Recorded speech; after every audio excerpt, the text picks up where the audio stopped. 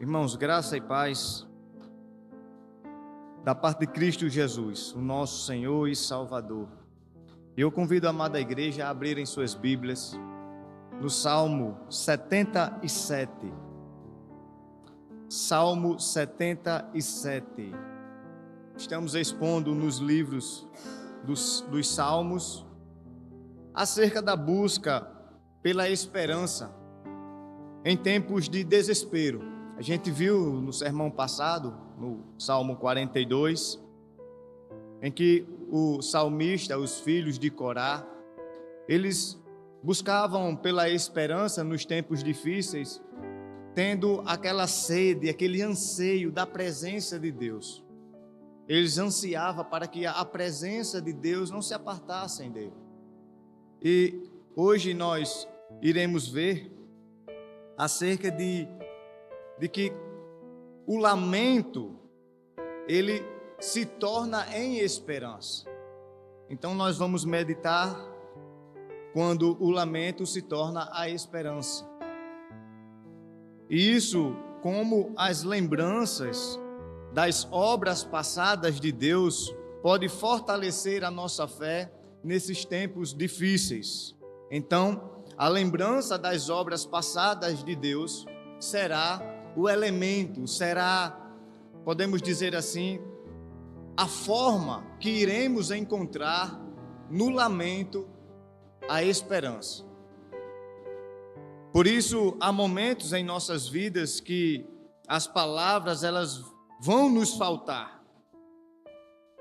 Há momentos em nossas vidas que os nossos pensamentos, os pensamentos que permeiam, que ficam na nossa mente, vai muitas vezes nos culpar.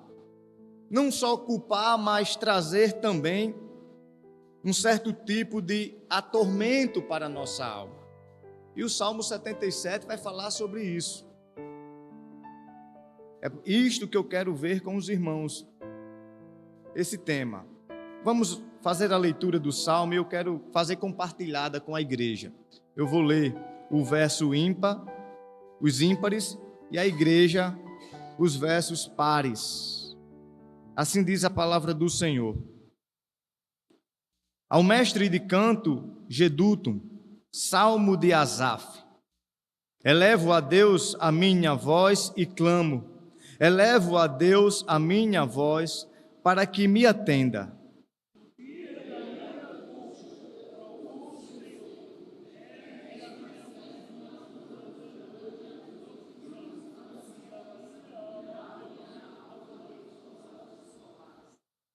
Lembro-me de Deus e passo a gemer, medito e me desfalece o espírito.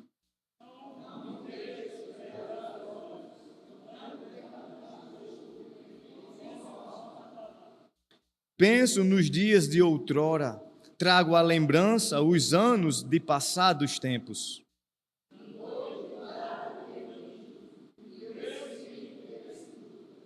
Rejeita o Senhor para sempre?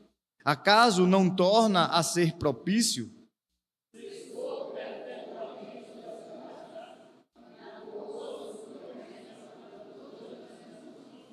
Esqueceu-se Deus de ser benigno? Ou na sua ira terá ele reprimido as suas misericórdias?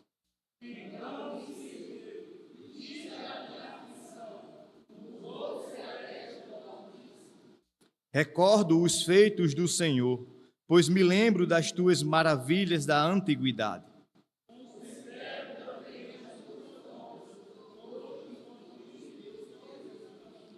O teu caminho, ó Deus, é de santidade. Que Deus é tão grande como o nosso Deus?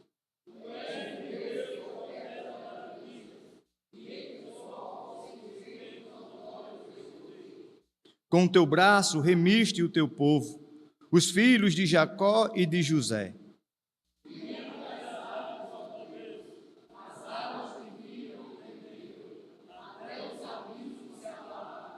Grossas nuvens se desfizeram em água, houve trovões nos espaços, também as suas setas cruzaram de uma parte para outra.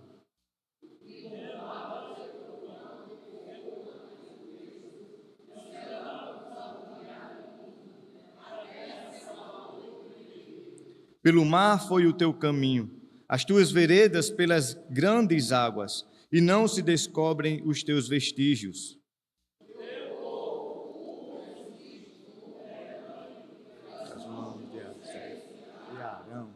Louvado seja Deus. O que fazer quando Deus parece distante?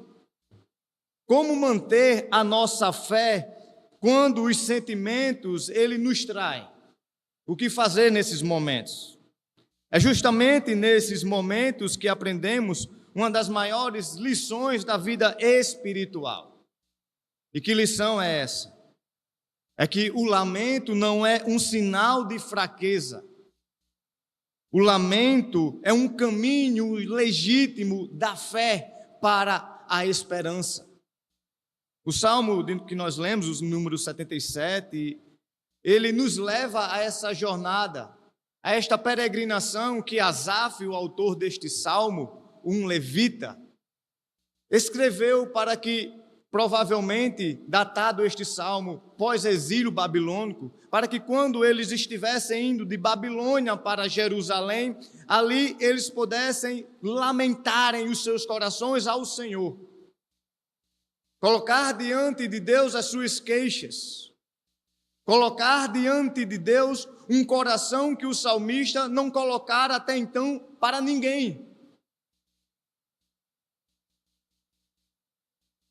Nele nós vamos ver um homem de Deus em profunda angústia que não esconde suas perguntas, nem disfarça sua dor diante deste Senhor maravilhoso. É na medida que ele clama, ele começa a trazer à sua memória que antes o acusava, que antes trazia um certo tipo de complexo, ele traz à sua memória aquilo que Deus fez diante do seu povo, as grandezas das obras que Deus realizou em favor do seu povo no passado. E é então, irmãos, que algo extraordinário acontece.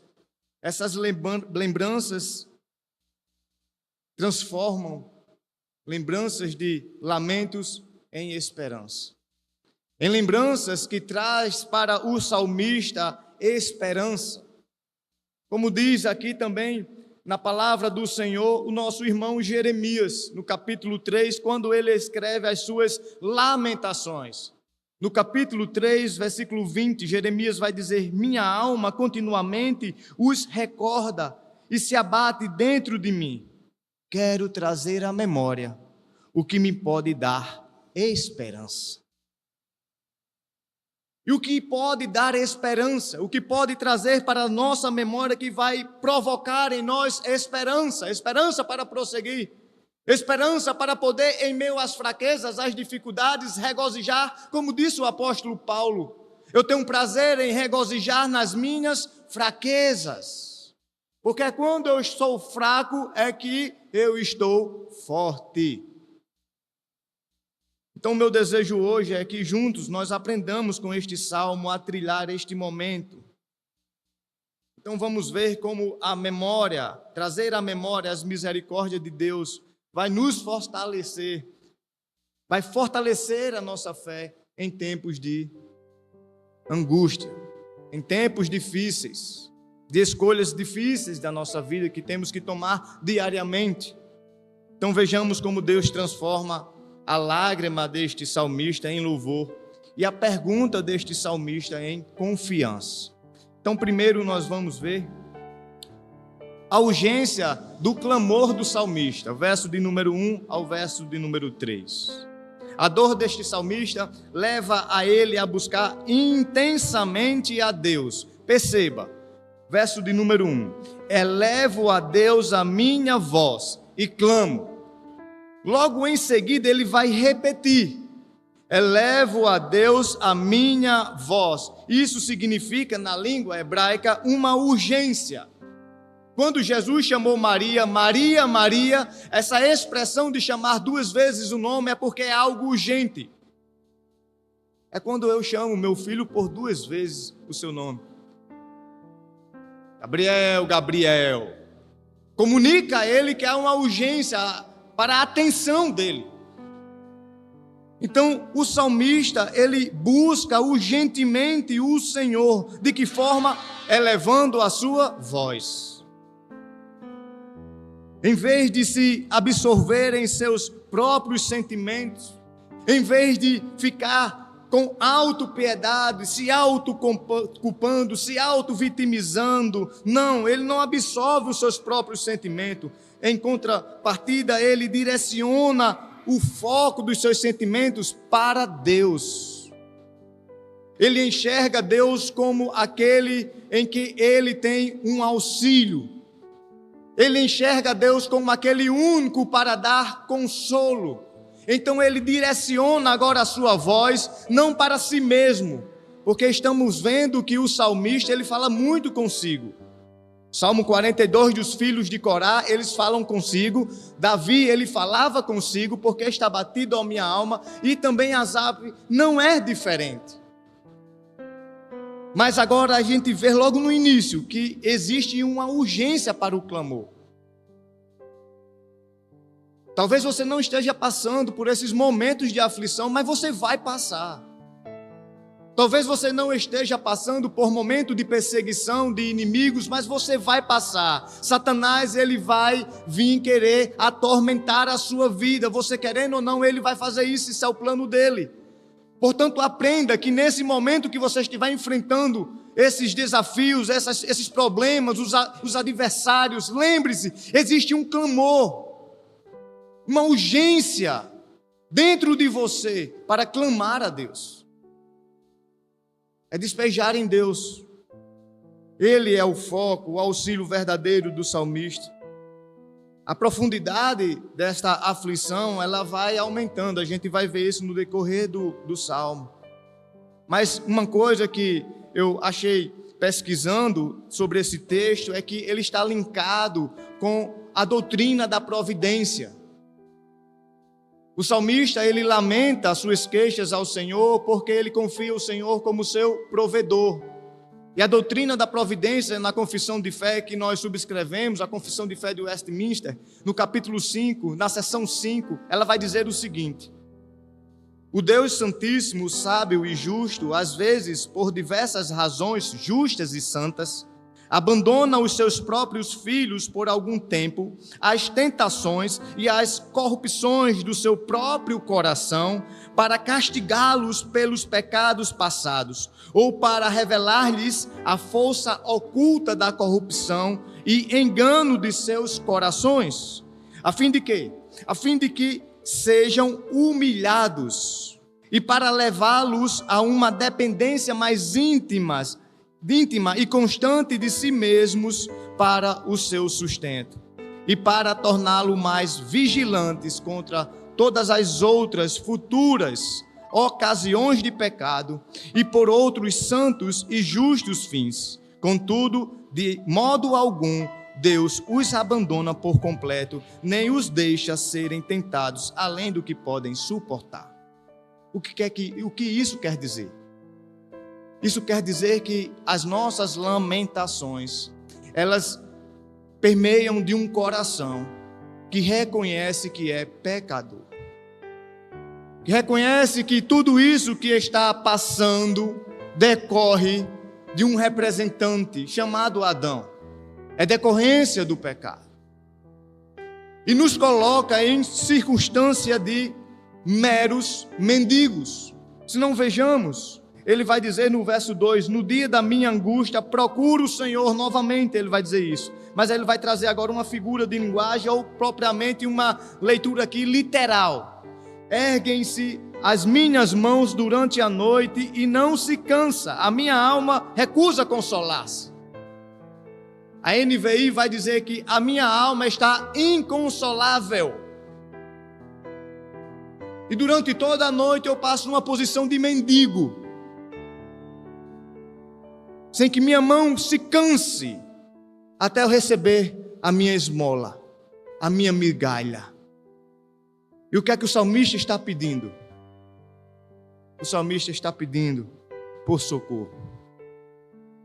Resolve a minha causa, Senhor. A minha alma está inconsolável. O Senhor pode usar eu e você como um agente consolador? Sim. Mas muitas vezes vamos aos irmãos, consolar os irmãos, mas a alma do irmão está inconsolável e eu preciso entender isso. Porque é assim comigo. O meu coração se fecha para qualquer tipo de ajuda. Eu não quero ser ajudado. Porque só tem um que pode me ajudar. É o Senhor. E o salmista diz: eu clamo ao Senhor urgentemente. A Ele eu derramo, eu busco ao Senhor para derramar as minhas lamentações. A meditação sobre o agir de Deus começa agora a reorientar a sua mente. Verso de número 3, ele vai dizer: lembro-me de Deus e passo a gemer, medito e me desfalece o espírito. Eu não posso nem fechar os olhos, tão perturbado estou. Quem já passou por isso? Quem já passou uma noite de insônia, sem fechar os olhos, sem conseguir dormir, porque a sua alma está perturbada, seja lá pelo que for? No dia seguinte você vai ter que cumprir uma meta, no dia seguinte você tem que acordar e ver aquela situação resolvida, mas a noite não passa. Eu e você estamos sujeitos, irmãos, a passar por qualquer situação, principalmente de perda familiar. E quando perdemos um ente querido, e um ente querido muito próximo, como um filho, como um irmão, todos nós passamos por isso. Parece que a noite não vai terminar. Parece que o sol está distante de raiar. Só resta uma coisa. Só o Senhor vai curar a saudade que vai estar dentro do nosso coração enquanto nós estivermos aqui nesta terra. Porque não tem como dar de volta aquela pessoa. Ela é única. E essa dor, esta angústia, da saudade, de coisas que você teve, de coisas que você experimentou, somente o Senhor Jesus pode curar. E o salmista, ele compreende isso quando a mente dele começa a meditar, recordando as ações passadas de Deus. Não é errado olhar para trás, não é errado olhar para o passado. É errado você olhar para o passado, mas para o momento errado do passado da sua vida. O Salmo 126 vai dizer isso, verso 1. Quando o Senhor restaurou a nossa sorte. É quando Ele restaurou a nossa sorte. No passado, ficamos como quem sonha. A nossa boca se encheu de risos, nossos lábios de júbilo. Entre as nações se dizia: grandes coisas fez o Senhor por eles. Por isso estamos alegres. O salmista está dizendo que está alegre porque ele olha para trás e vê a obra de Deus na sua vida, na sua casa, na sua cidade, na sua igreja, no seu povo. E ver que Deus age, porque Deus é o mesmo Deus ontem, hoje e para todo o sempre. É o mesmo Deus, o Deus imutável. Às vezes nos afastamos de Deus, irmãos, e achamos que Deus está distante de nós. Mas não, Deus está conosco, devemos correr a Ele com sinceridade. E Deus, Ele agora começa a trabalhar na vida de Asaf, agora transformando a lágrima em louvor. As perguntas de Asaf em confiança, se não vejamos o verso de número 5, quando ele pensa nos dias de outrora, trazendo à lembrança os anos de passados tempos. Ele de noite começa agora a indagar, porque as obras de Deus, elas são verdadeiras e permanecem para sempre. Então quando ele traz isso à sua memória, começa a vir agora indagações, perguntas. Também não é tanto assim, eu também não vou padecer nesse caminho que eu estou trilhando, eu não vou padecer aqui, Deus não vai permitir que eu perca a minha salvação. É isso que está em jogo na alma do salmista. Eu não vou perder a minha salvação, porque Deus é um Deus provedor. Ele vai me preservar até que eu conclua a minha caminhada aqui na terra e receba do Senhor a coroa. Enquanto isso não se concretizar, Deus não vai permitir que eu venha a desfalecer.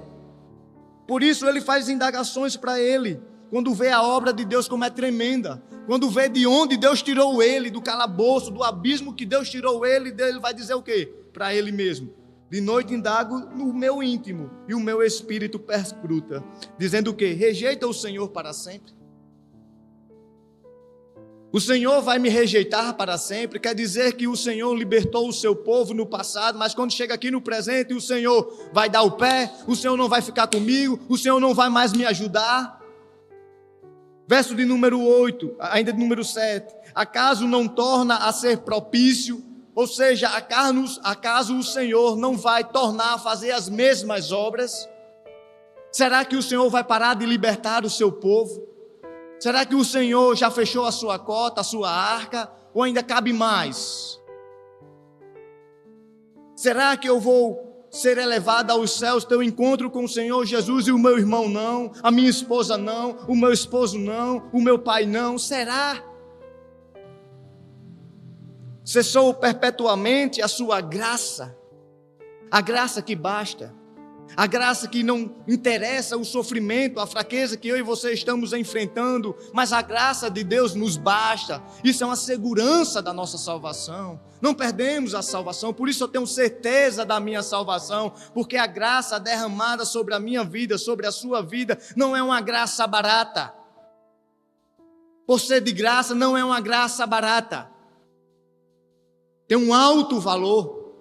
O sangue de Jesus é o valor desta graça, e esta graça, ela não vai caducar. As promessas de Deus não caducam.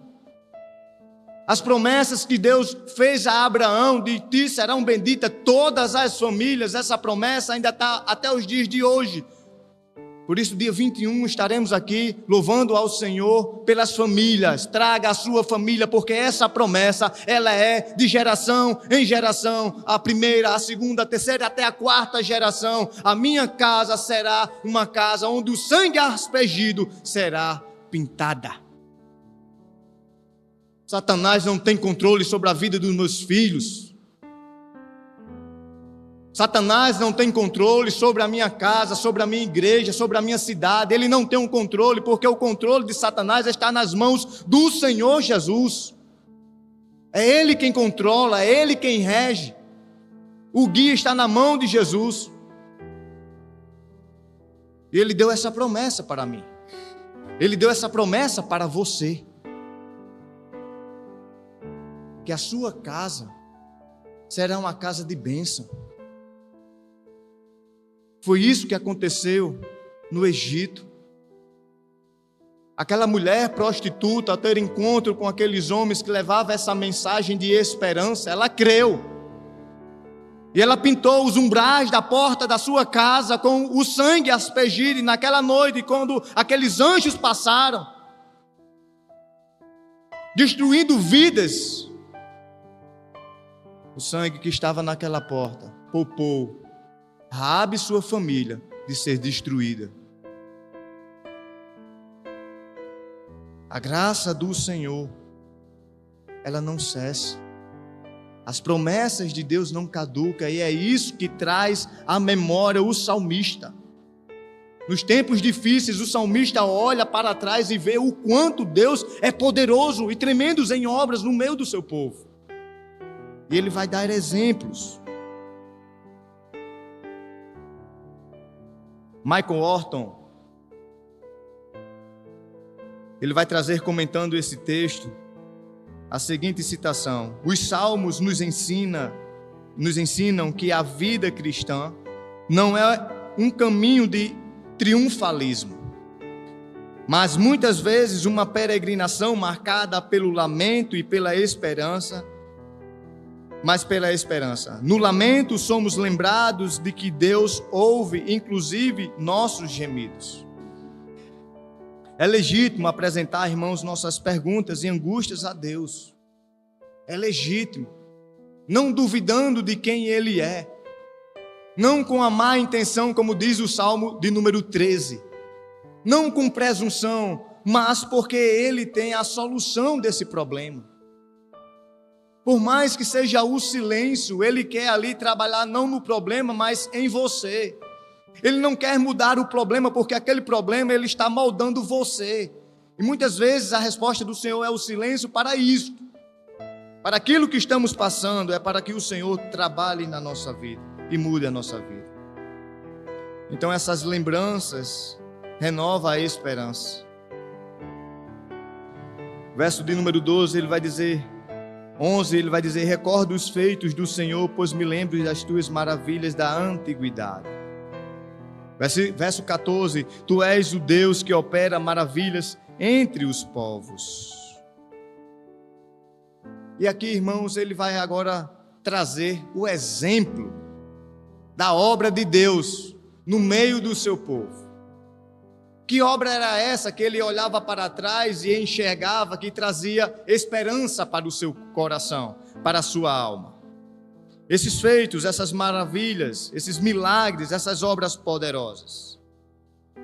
D. Carson, outro teólogo, ele vai dizer que a tradição dos lamentos nos salmos servem como um recurso vital para os cristãos que sofrem. Veja que o salmo é um remédio para a nossa alma. A leitura do salmo diariamente, junto com os provérbios, são remédios para a nossa alma, são guias para os nossos caminhos, é iluminação para os nossos olhos. Por isso é importante a leitura dos salmos todos os dias da nossa vida, porque iremos se identificar com o autor, com o que ele está passando. E daí Cássio termina dizendo: ignorar esta tradição é nos privar de uma linguagem que pode expressar nosso sofrimento de forma fiel diante de Deus. Deus, ele conhece o nosso coração, ele sonda o nosso coração, como foi cantado aqui. E muitas das nossas queixas, meus amados irmãos, são queixas de filhinhos mimados, onde Deus olha e diz: pelo amor de Deus, meu filho, está chorando por isso? Olhe para o seu lado e veja o outro irmão que está pior do que você. Então isso não é queixas legítimas. Você quer ser mimado, mas existem queixas que vêm de um profundo coração reconhecedor que é pecador, que o que está enfrentando é consequências do seu pecado, e o seu coração se torna agora um coração humilde, humilhado diante de Deus, e derrama diante de Deus as suas queixas, olhando para o passado e vendo as obras do Senhor, que ela continua a ser favorável a si. Por isso ele faz a seguinte pergunta: que Deus é tão grande como o nosso Deus? Salvo não me engano, esse versículo tinha aqui anos atrás, não sei se era esse, mas era algo parecido. Que Deus é tão grande como o nosso Deus. Não existe, irmãos. Temos o melhor auxílio, temos um melhor refúgio, a maior fortaleza, temos um melhor abrigo em tempo de calamidades, de tempestades. É o nosso Senhor Jesus Cristo. Nele, como diz o cantor, nele nós podemos confiar. E aí ele vai trazer o exemplo. Alguns teólogos dizem que esse verso de número 16 em diante, até o verso 18, é uma figura de linguagem do salmista, que na travessia do Mar Vermelho não aconteceu isso. Outros, eles derivam de uma interpretação literal. No dia da passagem do povo de Deus de Israel pelo Mar Vermelho, houve esse ribombar dos mares. Então ele vai trazer aqui o exemplo da libertação de Israel do cativeiro do Egito. Ele vai dizer no verso 16 que viram-te as águas, ó Deus, as águas te viram e temeram. Até os abismos se abalaram, grossas nuvens se desfizeram em água e houve trovões nos espaços. Também as suas setas cruzaram de uma parte para a outra. E ele vai trazer o paralelismo disso. Ele vai trazer o quê? Que o mar, que o ribombar do seu trovão ecoou na redondeza, ou seja, as grandes nuvens que fizeram os trovões, saindo nos espaços. E ele vai dizer que os relâmpagos, ou seja, essas setas que cruzaram de um lado para o outro, Tudo isso no dia que o Senhor libertou o seu povo do Egito, do cativeiro. E aí, meus amados irmãos, não foi diferentemente com o nosso Senhor Jesus Cristo. Naquela noite que ele foi traído, diz a palavra do Senhor que o céu se converteu em trevas. Diz a palavra do Senhor que ali houve angústia nos corações, principalmente daqueles que estavam caminhando ao lado de Jesus, como a mãe Maria, sua irmã Madalena. Houve naquele dia ali um momento de arrependimento de pecados, onde na presença desse Deus agora redentor, corações se quebrantaram e reconheceram que carecem da presença de Deus para ter esperança futura, para ter esperança nos dias de calamidade, nos dias de tristeza, nos dias de abandono, nos dias de traição. Há esperança para você cristão, e essa esperança está no nosso Senhor Jesus Cristo. Tim Keller vai dizer que o lamento não é o oposto da fé, pelo contrário, é uma forma de fé, uma forma onde podemos chegar até Deus e nele ter toda a nossa confiança que Ele irá socorrer-nos em tempos de calamidade da alma. É o Senhor Jesus, através da sua morte, através da sua ressurreição. Por isso, meus amados irmãos, o salmista, ele conclui o salmo abruptamente. Não há uma conclusão no salmo, veja. Ele termina dizendo que o teu povo tu conduziste como rebanho pelas mãos de Moisés e de Arão. Por que ele acaba assim abruptamente? Porque este salmo ele dá continuidade em nossas vidas. Esse salmo nos conduz da angústia mais profunda para a esperança renovada. Esse salmo ele serve para hoje, para o dia de hoje, quando a sua alma está angustiada, onde não há mais esperança para você. Parece que chegou ao fim, terminou, concluiu, não tem mais o que fazer. O salmo de lamentação nos conduz a esse momento de pararmos, buscarmos o Senhor urgentemente com as nossas lamentações. Não é para dizer ao irmão, não é para dizer à mãe, não é para dizer à esposa, não é para dizer ao pastor, é ao Senhor, derramar todas as nossas lamentações a Deus, porque o nosso coração está o quê? Recusável a ser consolado. Então somente o Senhor pode fazer isso. Então diante do Senhor, coloquemos nossas lamentações em nossa memória, olhamos, recordamos para o passado e ver as obras de Deus na nossa vida, o quanto Deus fez na minha casa, na minha vida, na minha igreja, o quanto Deus foi maravilhoso durante esse tempo em que eu conheço o Senhor. E aí sim, minha mente reorientada, agora eu posso sim poder prosseguir a caminhada com esperança, que esse Deus não vai deixar de fazer maravilhas no meio do seu povo. Não vai deixar. Ele vai continuar fazendo maravilhas no meio do seu povo. Que o Senhor possa aplicar a palavra dele no nosso coração e que possamos praticá-la. Sermos não somente ouvintes da palavra, mas também praticantes da palavra. Vamos orar. Eu quero também convidar o nosso presbítero José Roque para louvar aqui alguns cânticos após essa mensagem, cantos que vão edificar o nosso coração, terminar de completar este momento edificante desta noite na presença do Senhor. Pai, nós te oramos, Senhor, e te bendizemos nesta noite por tudo, ó Deus amado, que aqui foi ministrado, esses elementos de culto. Ó Deus, a oração, a leitura da palavra, Senhor, a confissão, os louvores, a pregação, novamente os louvores que serão entoados, ó Deus. Ó Deus, que tudo isso, ó Pai, seja, ó Senhor, para a Tua glória, que nesta noite o Senhor possa ser glorificado no nosso meio, que o Senhor possa se agradar da nossa fé, Deus, em nome de Jesus.